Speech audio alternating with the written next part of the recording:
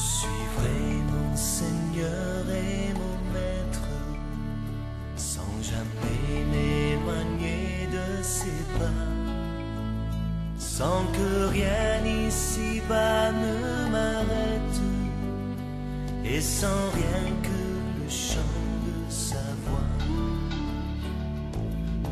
Tous ensemble.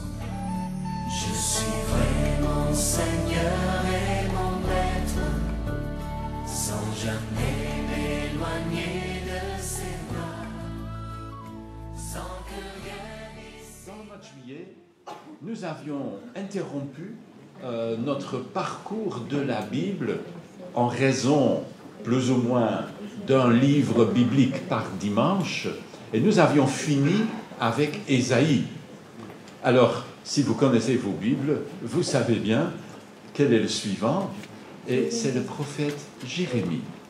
Et j'aimerais vous lire, ou lire avec vous plutôt, en Jérémie 1, juste le début de ce livre. Jérémie, chapitre 1.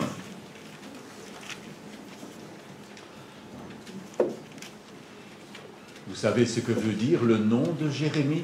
On a un Jérémie parmi nous. Est-ce qu'il connaît le sens de son nom? Non, Jérémie me dit non. L'Éternel l'élèvera. C'est beau, non? Pas l'Éternel l'élève aujourd'hui.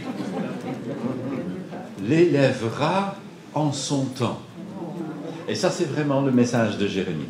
Ce livre contient les paroles de Jérémie, fils d'Hilkiaou, l'un des prêtres qui habitait à Anathoth, dans le territoire de Benjamin.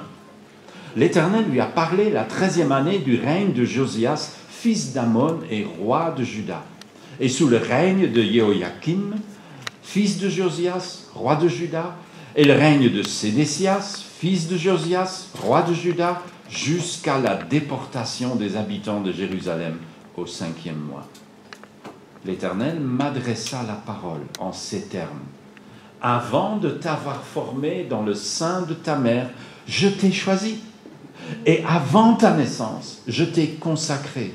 Je t'ai établi prophète pour les nations. Je répondis, hélas, Seigneur éternel, je ne puis pas m'exprimer, car je ne suis qu'un adolescent. Mais l'Éternel me répondit, ne dis pas, je suis un adolescent. Tu iras trouver tous ceux auprès de qui je t'enverrai, et tu leur diras tout ce que je t'ordonnerai. N'aie pas peur de ces gens, car je suis avec toi pour te protéger. L'Éternel le déclare.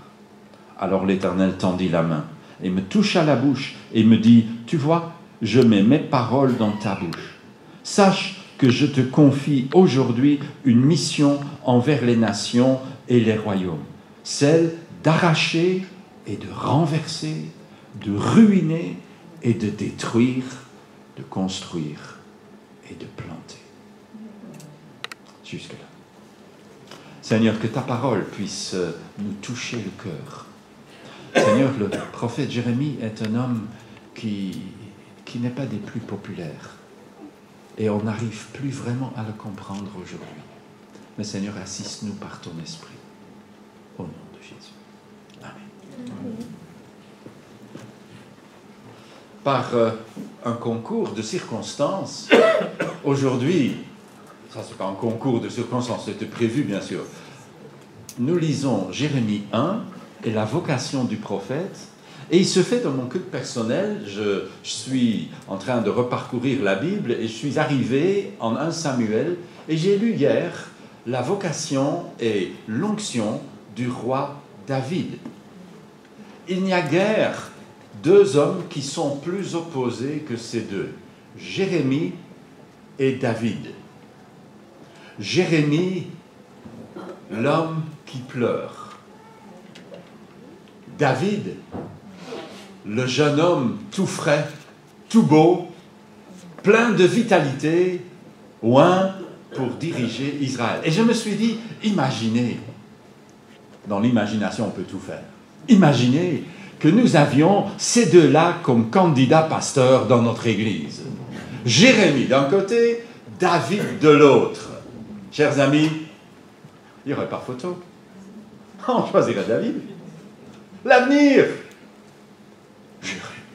Mais qui voudrait de cet homme-là? Est-ce qu'il y a encore de la place pour des gens comme Jérémie dans notre vie chrétienne? Nous pensons à Ésaïe, un prophète encore plus long que Jérémie, qui dit des choses remplies d'espoir. En résumant le livre de Jérémie, il y a un certain temps, j'avais écrit ceci. Il n'y a pas que l'immense espoir d'Ésaïe, il y a aussi l'immense détresse dont témoigne Jérémie. Pas seulement la détresse du prophète, mais celle de Dieu. Plus que quiconque, le prophète s'est identifié à la douleur de la souffrance de son peuple. Sa souffrance est provoquée par la rébellion sans fin de son peuple contre Dieu. Elle est provoquée encore par le mal incurable dont il est question plus loin. Pourquoi te plaindre, dit-il au chapitre 30. Pourquoi te plaindre de ton désastre, de ta douleur incurable? C'est à cause de la multitude de tes fautes, de la gravité de tes péchés que je t'ai fait cela. Mais la main qui frappe et qui doit frapper est la main qui souffre. La détresse du prophète et son torrent de larmes n'est qu'un faible reflet de la détresse divine. N'y a-t-il pas de baume en Galaad pour guérir le cœur? La réponse que pose Jérémie vient plus loin.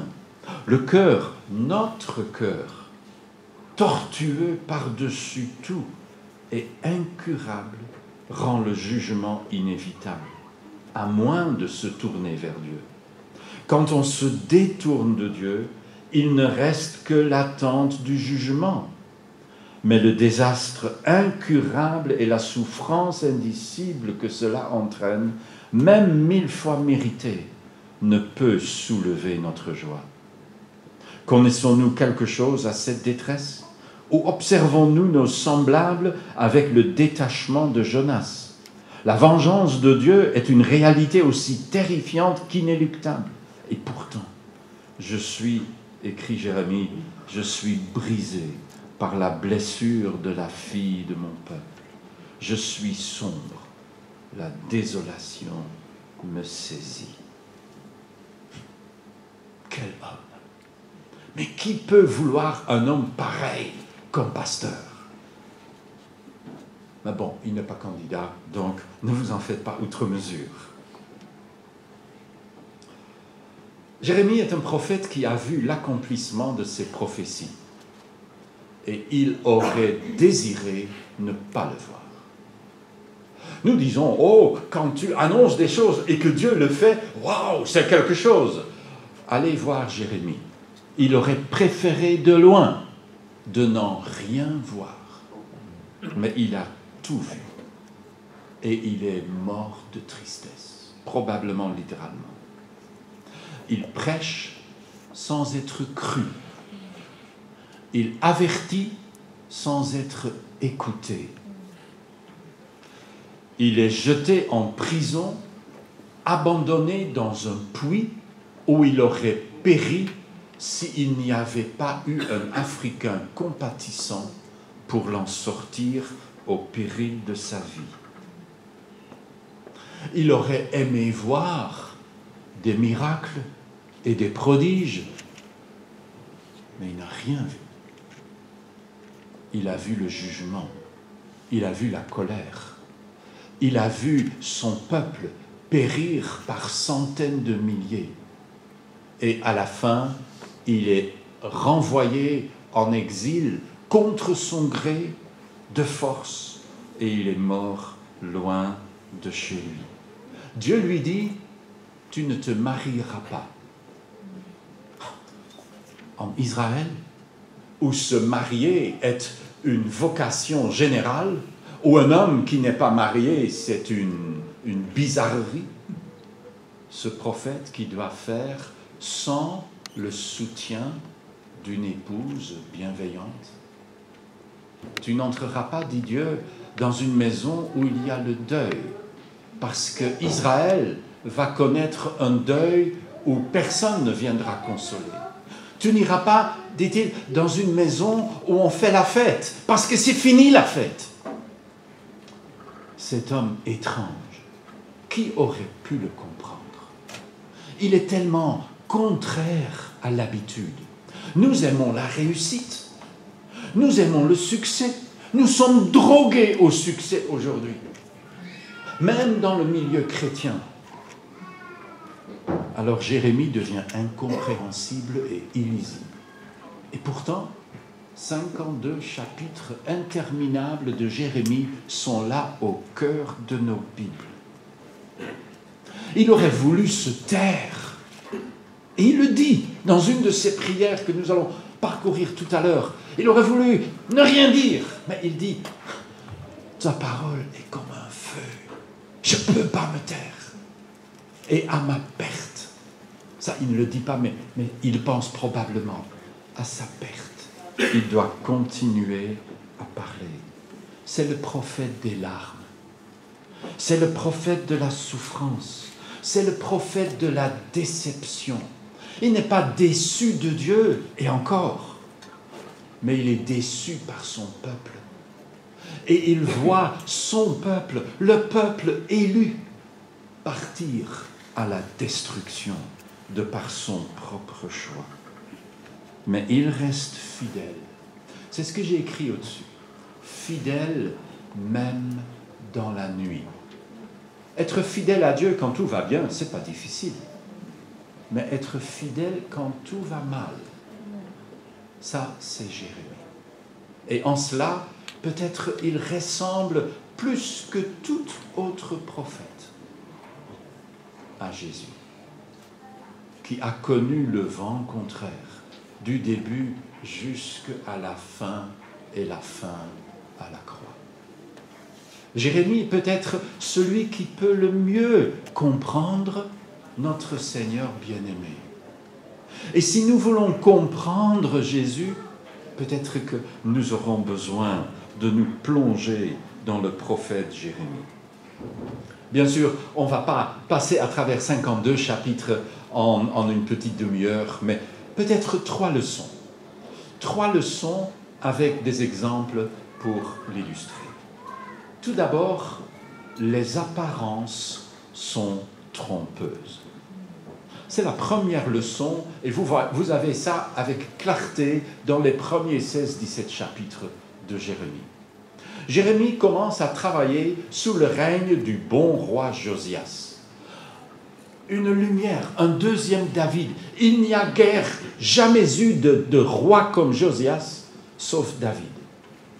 Une lumière claire qui va organiser un puissant réveil et qui va faire conclure une alliance entre Dieu et le peuple. Et on dirait que tout va bien. Et le peuple suit, parce que le peuple est habitué à suivre. Il suivra Josias avec autant d'enthousiasme qu'ils suivront ensuite les fils fainéants de Josias qui vont tout perdre. Le peuple, si souvent, est aveugle parce qu'il veut être aveugle. Jérémie, lui, on lui a donné de voir derrière les façades. Le roi Josias ne pouvait voir que la façade. Jérémie voit derrière. Et Jérémie écrira des choses comme celui-ci. Mon peuple a commis un double mal. Il m'a abandonné, moi, la source d'eau vive, dit Dieu. Et il s'est creusé des citernes fondues qui ne retiennent pas l'eau. Connaissez ça dans votre vie? Des périodes où vous avez abandonné la source de l'eau vive pour vous réfugier dans des citernes qui ne peuvent pas contenir l'eau parce qu'elles sont crevassées. On a probablement tous dans notre vie des périodes comme ça, où nous croyons avoir trouvé le truc, où nous croyons avoir trouvé la chose qui va remplir notre vie de bonheur, même dans la vie chrétienne. Et on découvre peu à peu que ce n'est pas vrai, que la réalité est différente. Que faire? Quel est le message de Jérémie à son peuple? Jérémie écrit ceci. Laissez-moi trouver mon texte. « Si tu reviens, ô Israël, si tu reviens à moi, l'Éternel dit, si tu ôtes de devant moi tes abominations, sans plus errer de ça et de là, si tu prêtes serment disant « l'Éternel est vivant », si tu le fais en respectant la vérité dans la droiture et la justice, alors les nations, l'une et l'autre, seront bénies par l'Éternel et tireront de lui leur gloire. Car voici ce que l'Éternel déclare aux hommes de Juda et à Jérusalem. Défrichez-vous un champ nouveau, ne semez plus parmi les ronces, purifiez-vous pour l'Éternel, circoncisez vos cœurs, ô hommes de Juda, habitants de Jérusalem, car sinon ma colère jaillira comme un feu, et elle brûlera sans que nul ne l'éteigne à cause de la perfidie de vos agissements. Ce n'est pas un langage très embelli. Il n'utilise pas beaucoup de tact. Vous savez, ça va très bien, mais vous savez, il y a quand même un petit quelque chose. Jérémie, ce n'est pas du comme ça. C'est du direct. Et j'imagine qu'il n'était guère très populaire. À la fin de sa vie, il ne lui reste que 2 amis. Mais oui, ce n'est pas comme ça que tu fais des amis, diraient les Américains. On n'attrape pas des mouches avec du vinaigre, Jérémie. Oui, Dieu lui a donné un appel compliqué. Parce que Dieu lui dit qu'il doit agir comme ça. Et si vous jugez Jérémie, vous risquez de juger Dieu, qui l'a envoyé et qui a sa main protectrice sur lui. Si tu reviens. Mais malgré les apparences de réveil spirituel dans le pays, le peuple ne revient pas. Jérémie écrit encore, au même chapitre 4, « Mon peuple est stupide, il ne me connaît pas. » Dieu dit cela. Est-ce que Dieu devrait dire ça de nous? Un peuple stupide, des chrétiens stupides qui ne me connaissent pas, dont le cœur est loin de moi, malgré l'apparence, et des apparences, nous les avons. Il écrit au chapitre 6 de son livre, « Car tous, petits ou grands, sont avides de gain. Tous, du prophète au prêtre, pratiquent la duplicité. Ils guérissent superficiellement mon peuple du désastre en disant « Tout va bien, tout va vraiment très bien, Madame la Marquise n'est pas dans le texte. » alors que rien ne va.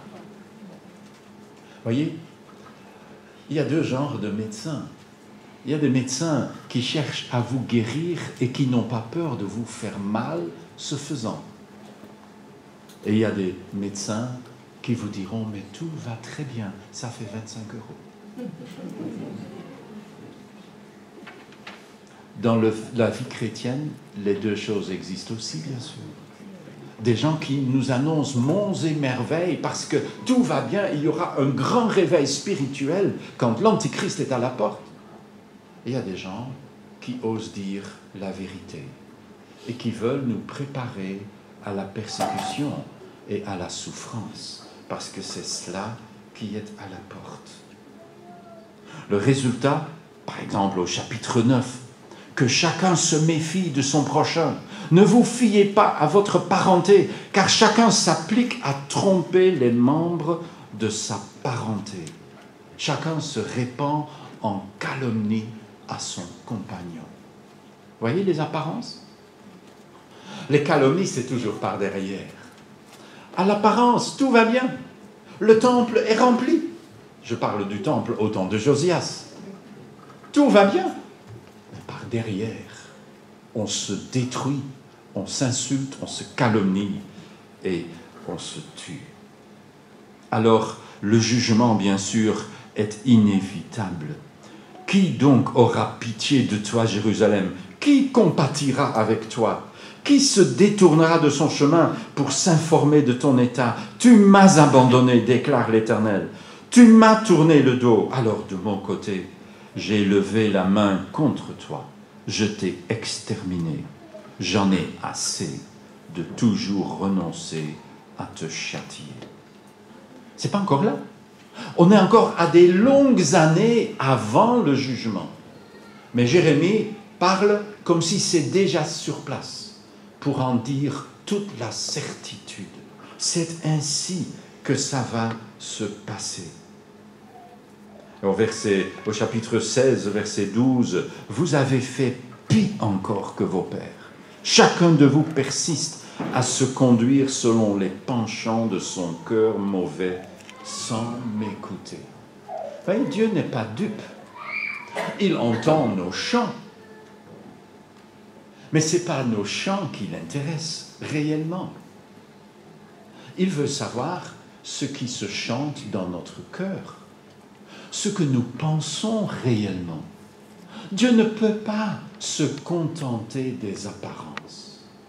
Dieu ne peut pas être d'accord avec un culte extérieur seulement.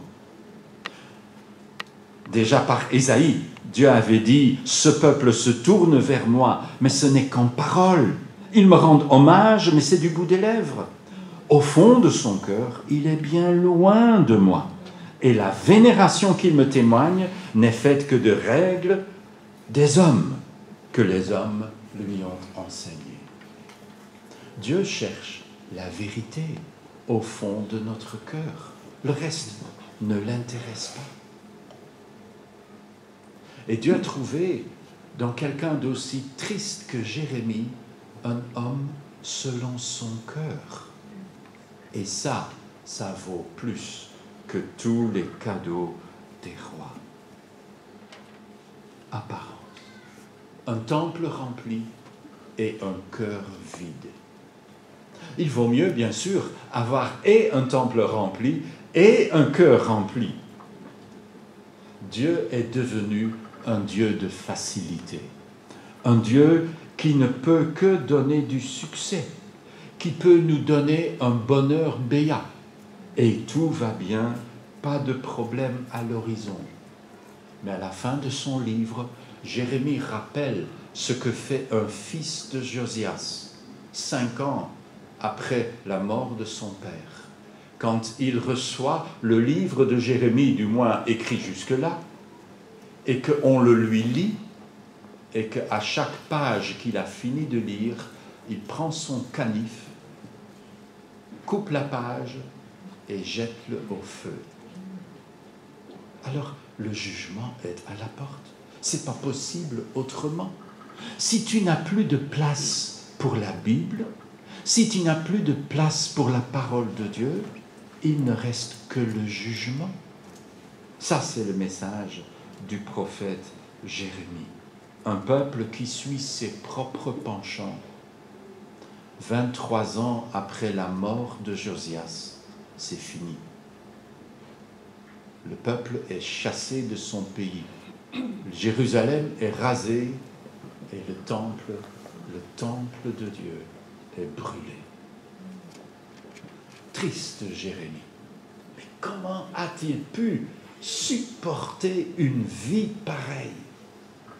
Mais parfois, il ne l'a pas supporté.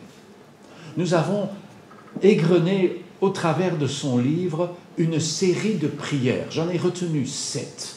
Des courtes prières, souvent juste 2-3 lignes. Des prières où le prophète, peu à peu, va chanter sa souffrance, va exprimer son incompréhension et sa déception. Mais le Nouveau Testament, Jésus nous rappelle que le serviteur sera comme son maître. Et si on a persécuté le maître, on persécutera le serviteur. Jérémie n'était qu'un serviteur comme son maître. Et donc, pas quelqu'un de très populaire. Il n'y a pas eu de soulèvement en Juda et à Jérusalem lors de la crucifixion de Jésus. On a suivi le mouvement. Ainsi pour Jérémie. Il n'a pas vu de succès. Il est comme un missionnaire qui n'a jamais vu un seul converti.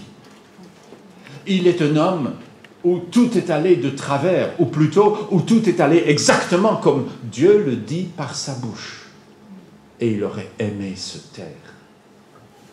À la fin, je l'ai dit, il ne lui reste que 2 amis prêts à se risquer pour lui. Et finalement, tout à la fin de son livre, ou presque, on est dans les chapitres 40, enfin il est apprécié par les Babyloniens qui ont rasé Jérusalem. Et de force, il est amené en Égypte, en exil, où il meurt sans doute de tristesse. Voici quelques-unes des prières de Jérémie. Je suis bouleversé, je me tords de douleur, mon cœur bat très fort, c'est le tumulte en moi, je ne peux pas me taire, car j'ai bien entendu le son du corps et le cri de guerre. On crie brèche sur brèche, tout le pays est ravagé. Soudain, mes tentes sont détruites et mes abris en un instant. Voyez, Jérémie est un patriote. Il aime son peuple. Il aime son pays. Il aime son peuple et son pays parce que c'est le peuple et le pays de Dieu. Et il voit avec souffrance que ce peuple s'éloigne de Dieu. Alors il prie, malheur à moi, je suis blessé, ma plaie est douloureuse. Pour ma part, je disais, c'est un mal qui m'atteint, je dois le supporter. Ma tente est dévastée, mes cordeaux sont rompus, mes enfants m'ont quitté, aucun d'eux n'est plus là. Il n'y a plus personne pour remonter ma tente et retendre mes toiles. Bien sûr, Jérémie n'a pas eu d'enfant, mais on comprend l'image. Je suis abandonné de tous, il n'y a plus personne. Je n'ai plus rien, tout est détruit parce que mon peuple a abandonné Dieu. Plus loin, tu es juste, ô Éternel. Comment donc oserais-je contester avec toi? Cependant, je voudrais discuter avec toi de la justice. Pourquoi les méchants réussissent-ils? Pourquoi les infidèles vivent-ils si tranquilles? Tu les as plantés, ils ont pris racine. Ils progressent sans cesse et ils portent du fruit. Tu es près de leur bouche, mais très loin de leur cœur. Mais toi, ô Éternel, tu me connais, tu me vois, tu sondes mon cœur qui a pris ton parti. Le sous-entendu est clair. Pourquoi est-ce que je souffre?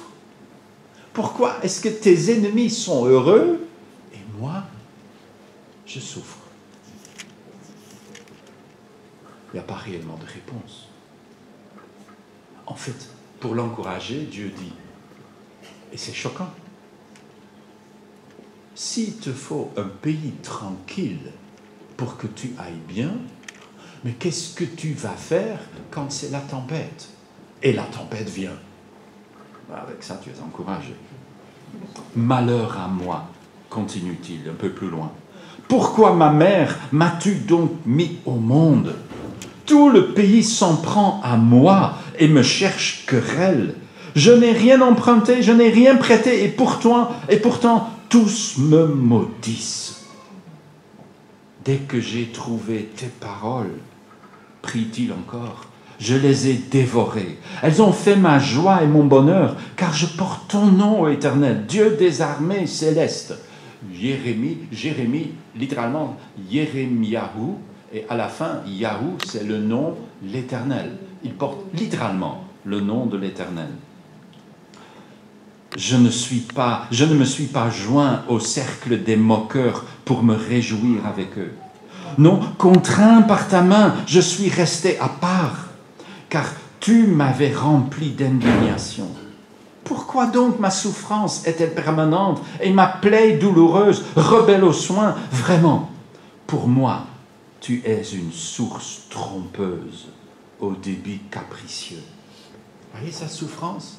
Dis ça à Dieu. Tu me trompes. Tu me laisses seul. Guéris-moi, prie-t-il au chapitre 17. Guéris-moi, Éternel, et je serai guéri. Sauve-moi, et je serai sauvé. C'est toi que je loue. Une autre traduction, car je trouve toujours une raison pour te louer. Les voilà qui me disent, où sont donc les menaces que l'Éternel a proférées? Qu'elles se réalisent? Et pourtant, je n'ai pas refusé de marcher à ta suite en étant un berger. Je n'ai pas souhaité que vienne le jour des douleurs. Toi, tu es au courant de ce que m'a dit ma bouche. C'est devant toi que j'ai parlé. Ne deviens pas pour moi un sujet de frayeur. Tu es mon seul refuge dans le temps du malheur.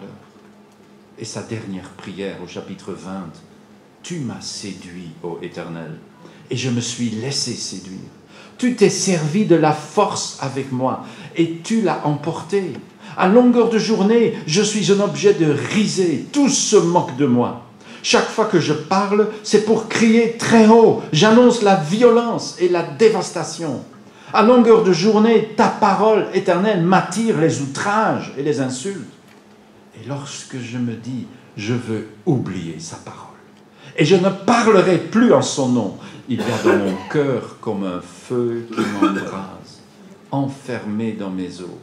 Je m'épuise à le contenir et je n'y arrive pas. Oui? Est-ce qu'il y a de la place pour ça dans notre vie chrétienne? Nous sommes parfois si vite découragés quand ça ne va pas comme on veut. Quand on a nos petits malheurs de chaque jour, quand on ne réussit pas un examen, quand une maladie nous tombe dessus, quand on a des voisins désagréables, quand, etc., etc. On est parfois tellement inconstant. Dès que c'est contraire, on a tendance à laisser tout tomber. On est si vite lassé. Nous avons aujourd'hui une théologie de la réussite. Il faut que ça aille bien. Les églises sont remplies où on annonce « Ah, Dieu va te bénir. Envoie 100 € sur mon compte et Dieu va te rendre 1000 €. » Et ce genre de bêtises. Alors que le jugement est à l'horizon. Et je vous le dis, nous sommes plus que jamais une génération qui devrait comprendre Jérémie. Parce que le jugement est à l'horizon pour nous tout autant. Nous ne sommes pas au début d'une ère de bénédiction et de bonheur sans pareil. Nous sommes à quelques encablures du règne de l'Antichrist et de sa persécution. Et que ferons-nous quand cela arrive? Que ferai-je? Je suis sûr que Jérémie n'a pas dit « Oh, moi je n'ai pas peur ». Je suis sûr qu'il a tremblé comme une feuille. Qui ne tremblerait pas à l'idée que tout va prendre l'eau et que toute la société va disparaître? N'y a-t-il donc pas d'espoir? Mais oui, mais il y a toujours de l'espoir. Non pas l'espoir facile. Oh, demain ça ira mieux. Parce que ça, c'est pas vrai. Mais il nous faut lire le prophète Jérémie. C'est un livre difficile, je l'accorde. C'est un livre, si vous commencez à le lire, vous avez de quoi être désaxé. Parce que ce n'est pas chronologique. C'est un peu plic-ploc. Mais ce n'est pas plic-ploc, parce qu'il y a un dessin. Je ne vais pas expliquer le dessin, je n'ai pas le temps pour ça. Et ça serait mieux dans une étude. Mais j'aimerais rappeler un secret de la façon hébraïque d'écrire, qui est toute différente de la nôtre. Chez nous, le plus important est à la fin. Nous avons l'habitude, tous nos détectives, c'est pareil, la solution est à la dernière page. Une fois que vous avez lu la solution, vous pouvez fermer le livre parce que vous êtes au bout. Le plus important est à la fin. Pas en hébreu, disons, pas pour les Hébreux. Le plus important est au centre. Et ça, il faut attraper l'œil pour lire cela. Et tout est bâti autour, comme un genre de V. Le début du livre, le nœud, et puis le reste du livre. Et souvent, ça correspond entre le début et la fin. Et le message qui est au cœur du livre, c'est le centre. Ce que Jérémie, je pense, en organisant son livre, de façon très réfléchie, je pense, veut nous laisser, c'est le message qui est au cœur. Et ce message, ce ne sont pas ces prières de désespoir. Ce ne sont pas ces paroles de condamnation. Ceux-là sont aussi à écouter. Mais au cœur, c'est les chapitres 30 et 31, où l'Écriture met ceci, 30, verset 3, « Car voici le temps vient, dit l'Éternel, où je ramènerai les captifs de mon peuple Israël et Juda. C'est l'Éternel qui le déclare. Je les ramènerai dans le pays que j'ai donné à leurs ancêtres, et ils le posséderont. » Ça veut dire qu'ils sont partis. Et quand Jérémie le dit, ils ne sont pas encore partis. Mais ils sont partis. Parce que le jugement est inéluctable. Mais ils vont revenir. Ils, leurs descendants. Dieu reste fidèle à son peuple. Il dit encore, « Ceux qui te dévorent seront dévorés. Tes oppresseurs iront en exil. Ceux qui t'auront pillé seront pillés eux-mêmes. Et je livrerai au mépris ceux qui te méprisent. Car je ferai venir ta guérison. Je soignerai tes plaies. » L'Éternel le déclare. « Toi qu'on appelle rejeté, sillon dont nul ne se soucie. » Et ces paroles, pendant 2000 ans, sont restées lettres mortes. Et puis nous avons vu Israël renaître. Ce n'est pas encore complètement là, bien sûr. Il y a encore beaucoup qui doit arriver et que seul le Messie accomplira. Mais le message final de la Bible n'est pas un message « vous allez tous périr », mais Dieu est le Dieu de l'avenir. Dieu viendra et l'avenir marchera dans ses traces. Il est dit au chapitre 31, au verset 9, « Ils reviendront en pleurs, avec des supplications. Je les ramènerai, je les conduirai vers les cours d'eau par un chemin bien aplani, où ils ne trébucheront pas. Car je serai un père pour Israël, et Éphraïm sera mon premier-né. » Mais Éphraïm, aujourd'hui, n'est même pas encore de retour. On ne peut pas savoir où est Éphraïm. Dieu seul le sait. C'est encore futur. Mais ce futur est certain. Et Jérémie le met au cœur de son livre, pour que s'il y a une chose qui doit nous rester, c'est que malgré la nuit, un jour, le soleil se lèvera. Mais peut-être pas pour nous. Parce que celui qui choisit de vivre sans Dieu périra sans Dieu. Mais Dieu reste fidèle à ses promesses. Ses promesses sont à nous, pourvu que nous restions fidèles. La lettre aux Hébreux dira, sa maison, c'est nous, si toutefois nous n'abandonnons pas. Nous devons lutter. Nous devons nous cramponner. Tout semble contre nous. Et notre foi n'est pas naturelle. Mais la promesse de Dieu est pour ceux qui marchent avec lui. Ta vie est peut-être difficile. Un jour, toutes nos vies seront difficiles. Dieu ne réserve pas le malheur seulement aux chrétiens au loin. Ça viendra chez nous, bien sûr. Et ça commence à venir. Il y aura peut-être beaucoup de raisons de se décourager. Ce sera peut-être parfois difficile d'accepter son appel. Mais Dieu nous a appelés à le suivre. Et nous ne devons pas nous décourager. Jérémie aimerait nous dire, courage, ton Dieu règne, son Fils va venir, il effacera nos larmes, il nous consolera de nos deuils, il réparera nos brèches et guérira nos blessures.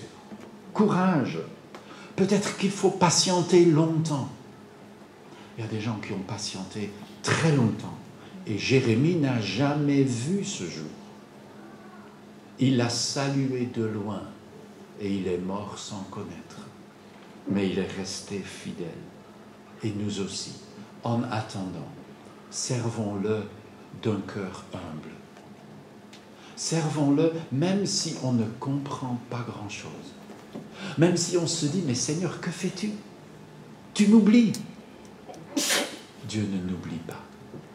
Dieu ne nous oublie à aucun moment. Nous sommes dans son cœur. Comme Jérémie, qui était dans son cœur avant même d'être conçu. Ainsi nous sommes dans la pensée de Dieu. Il ne nous oublie pas. Même si il faut que nous souffrons pour un temps, écrira l'apôtre Pierre, même s'il faut souffrir pour un temps, pourtant le jour viendra. Ce jour dont Jérémie parle, mais les jours vont venir, déclare l'Éternel, où moi je conclurai avec le peuple d'Israël et celui de Juda une alliance nouvelle. Nous sommes entrés dans cette alliance à cause de Jésus. Nous avons reçu son esprit et le pardon de nos péchés. Et Dieu nous a dit dans notre cœur, voici le chemin, marche-y, ne dévie ni à gauche ni à droite. Et nous marchons, pleins d'espoir et parfois dénués d'espoir. Mais nous savons que Dieu tient parole. Il est le Dieu de Jérémie. L'Éternel l'élèvera. Ça viendra. Et un jour, Jérémie sera élevé à une haute place. Et Dieu dira, voyez, il a souffert pour moi. Il n'a pas compris, mais il est resté fidèle. Et aujourd'hui, je lui mets à une place de choix. L'Éternel nous élèvera en temps voulu. Et jusque-là, par sa grâce, je resterai fidèle. Prions. Seigneur notre Dieu, que cet homme que nous avons si difficile de comprendre et peut-être encore plus difficile d'accepter, que cet homme puisse pourtant nous guider et Seigneur nous montrer comment nous devons vivre, comment nous devons servir Dieu, comment nous devons suivre humblement et fidèlement. Seigneur, aide-nous dans cela, au nom de Jésus. Amen. Chantons ensemble. Reste avec nous, Seigneur, le jour décline. La nuit s'approche et nous menace tous. Nous implorons ta présence divine. Reste avec nous, Seigneur. Reste. Amen. Garderons la lettre pour la fin.